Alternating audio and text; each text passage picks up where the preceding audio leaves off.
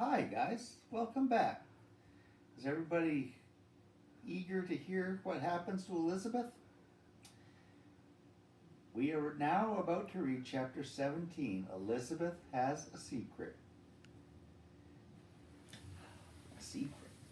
During the next week, a registered letter came for Elizabeth from her uncle Rupert.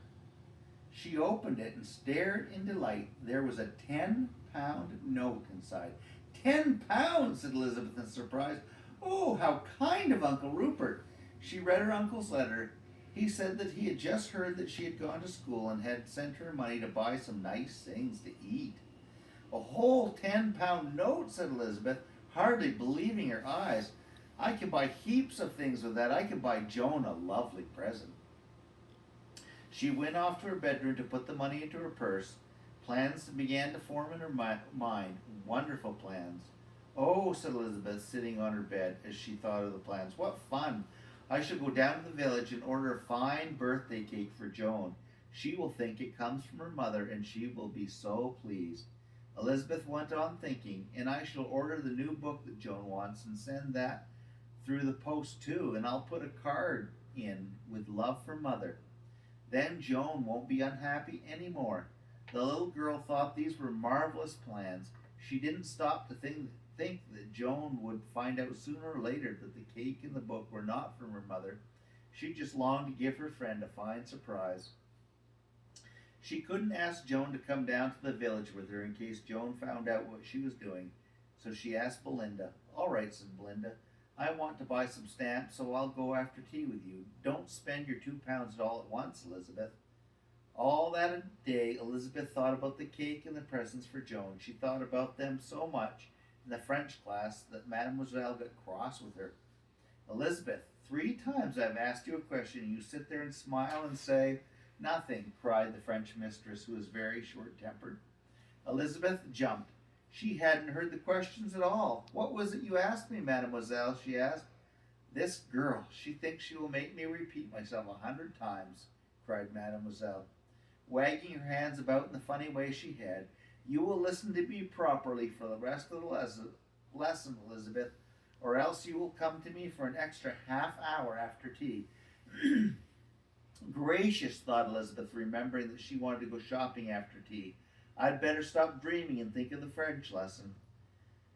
So for the rest of the lesson she did her best, and Mademoiselle smiled graciously at her. She liked Elizabeth and found her very amusing, though she sometimes wanted to shake her when she said, Well, you see, Mademoiselle, you needn't bother about whether I shall be top or bottom in exams, because I'm not staying after half term. You are the most obstinate child I have ever seen, Mademoiselle would say, and rap loudly on her desk, half angry and half smiling. After tea, Elizabeth went to get her money and to find Belinda. Helen said she would come too, so the 3 of them set off. What are you going to buy? Elizabeth asked Helen curiously. It's a secret, said Elizabeth at once. I don't want you to come into the shops with me, if you don't mind, because I really have some secrets today. It's to do with somebody else, that's why I can't tell you. All right, said Helen. Well, we are going to have strawberry ice cream in the sweet shop. You can join us there when you have finished your shopping. Don't be too long. Helen and Belinda went off to the sweet shop and sat down at a little marble-top table there to enjoy their ice creams. Elizabeth disappeared into the baker's shop. The baker's wife came to see what she wanted. Please, do you make birthday cakes? Asked Elizabeth. Yes, miss, said the woman. They are £1.50, £2, or for a very big one with candles on and the name, £5. Would the £5 one be big enough for heaps of children? Asked Elizabeth, feeling certain that Joan would like to share the cake with everyone.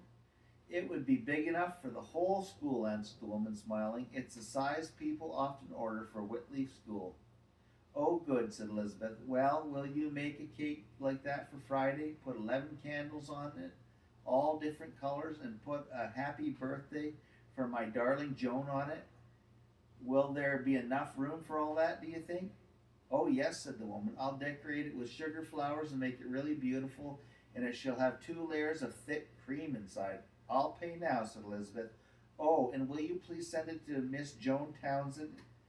Whitleaf School on Friday morning early. Any message inside, miss? Asked the baker's wife, writing down the name and address.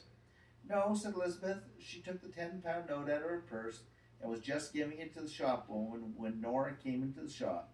She smiled at Elizabeth, then she looked round the shop. Are you alone? She asked. Surely you didn't come to the village by yourself. Oh, no, Nora, said Elizabeth. I came with Helen and Belinda. They're waiting for me at the ice cream shop. The little girl paid for the cake and received £5 exchange. Nora stared at the money and looked puzzled. Elizabeth waved goodbye and went out. She went to the big bookshop and ordered the book she knew Joan wanted. It was a book all about birds and cost £1. Elizabeth asked the shopman to send it by post and to put inside a little card that she had given him. On the card she had written, "With love from Mother." Now Joan will think her mother had sent her a fine cake and a present, thought Elizabeth, pleased to think of Joan's surprise. I'll buy some birthday cards now.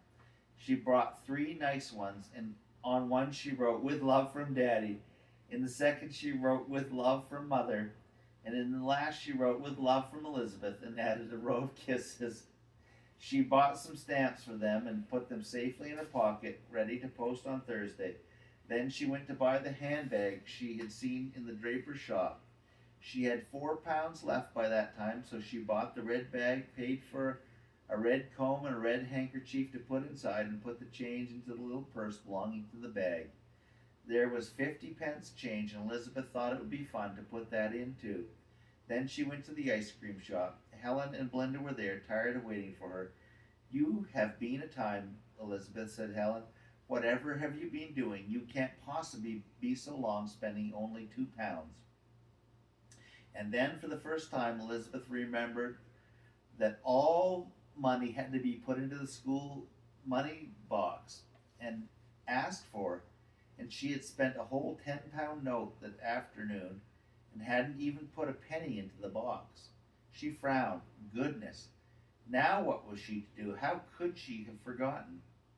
Well, perhaps it was a good thing I did forget, said Elizabeth to herself. If I'd put the money into the big money box and asked for £10 to spend on somebody's birthday, I'm sure Rita and William wouldn't have given me so much. It is an awful lot to spend all at once, but I did so want to give Joan a fine birthday. All the same, Elizabeth was rather worried about it. She had broken a rule, and she couldn't mend the broken rule because she had spent all the money. It was no use saying anything about it. The thing was done, and anyway, Joan would have the finest surprise of her life. But Elizabeth had a very nasty surprise on her way back to school with Helen and Belinda. Nora ran up to them and said, Elizabeth, I want to speak to you for a minute. Helen, you and Belinda can go on by yourselves. Elizabeth will catch you up. What is it? Nora asked Elizabeth in surprise. Elizabeth, where did you get that money from that I saw you spending in the baker's shop? Asked Nora. My uncle sent it to me, said Elizabeth, her heart sinking when she knew that Nora had seen the money. Well, you know the rules, said Nora. Why didn't you put it into the money box?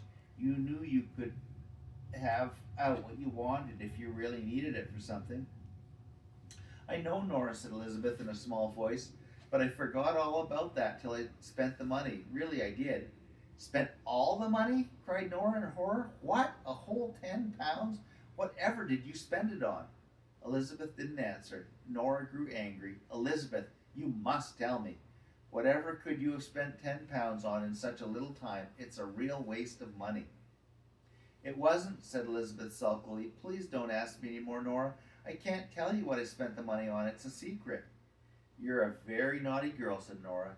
You break a rule and spend all that money and then won't tell me what you spent it on. Well, you can tell the next meeting if you won't tell me. I shan't tell them, said Elizabeth. It's a secret, and a secret I can't possibly tell. Oh dear, I always seem to be getting into trouble, and this time I really didn't mean to. Nora would not listen to any more. She sent Elizabeth to catch up Helen and Belinda. Poor Elizabeth. She simply did not know what to do. She couldn't tell her secret, because then she would have to own up that she was buying things for Joan and pretending that they came from Joan's mother. And the meeting would be angry with her when she was being good and enjoying herself. Well, never mind. Joan will have a good birthday anyway, said Elizabeth, thinking of the cake in the book. How surprised she will be. And that was chapter 17? Yes, it was, chapter 17.